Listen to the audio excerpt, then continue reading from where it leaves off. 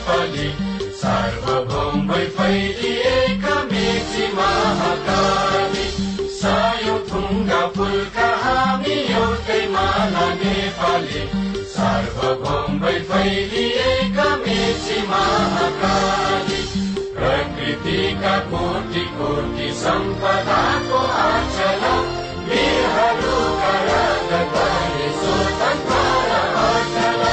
ज्ञान भूमि शान्ति भूमि तराई पहाड हिमाल अखण्ड यो प्यारो हाम्रो मातृभूमि नेपाल बहुजाति भाषा धर्म संस्कृति छन् विशाल